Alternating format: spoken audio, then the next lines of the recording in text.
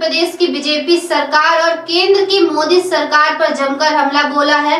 उन्होंने कहा कि एमपी की परीक्षाओं में घोटाला हो रहा है, सरकारी पद खाली पड़े हैं लेकिन भर्तियां नहीं हो रही हैं, कर्मचारियों को ओपीएस नहीं दिया जा रहा है। वहीं केंद्र सरकार पर निशाना साधते हुए कहा कि देश की संपत्ति अडानी को सौंप दी, सरकार उद्योगपतियों के लिए चल रही है। शनिवार को कांग्रेस की राष्ट्रीय महासचिव मध्य प्रदेश के दमोह पहुंची, जहां उन्होंने जनसभा को संबोधित करते हुए भगवान जागेश्वर की जय जयकारे से भाषण की शुरुआत की। रानी दुर्गावती को याद किया, इसके साथ ही यूपीए 2 में दिए पैकेज का भी जिक्र किया है।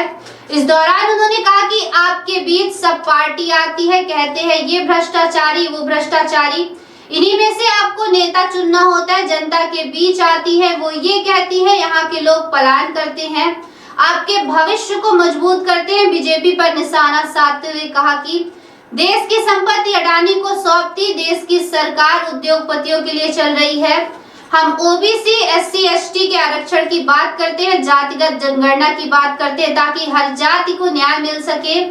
भाजपा को लगता है काम मत करो, बस धर्म की बात करो, चुनाव जीत जाएंगे।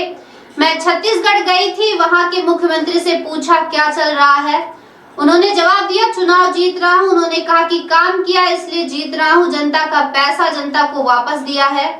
वहीं पीसीसी चीफ कमलनाथ ने जनसभा को संबोधित करते हुए कहा कि इस पावन धारा पर आकर मन अभिभूत हो गया, रानी दुर्गावती को मैं प्रणाम करता हूँ।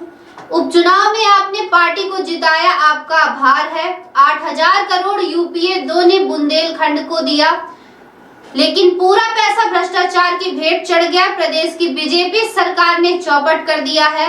एमपी घोटाला प्रदेश बन गया है, यहाँ हर कदम पर भ्रष्टाचार है।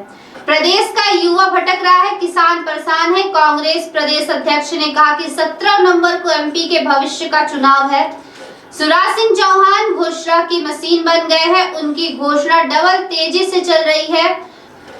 मुंह खूब चलता है लेकिन मुंह चलाने और काम करने में अंतर होता है। कांग्रेस सरकार ने 27 लाख किसानों का कर्जा माफ किया, मैं भी सौदा कर सकता था लेकिन नहीं किया।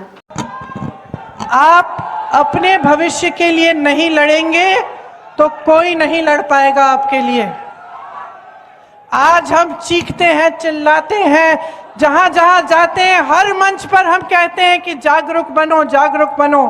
हम लड़ रहे हैं आपके लिए, हम लड़ रहे हैं संविधान के लिए, हम लड़ रहे हैं भ्रष्टाचार के खिलाफ, हम लड़ रहे हैं। रोज कह रहे हैं कि इन बड़े बड़े उद्योगपतियों को सारी संपत्ति सौंप रहे हो, जनता को उसके पैसे वापस करो, जनता को, देश को अपनी संपत्ति वापस करो।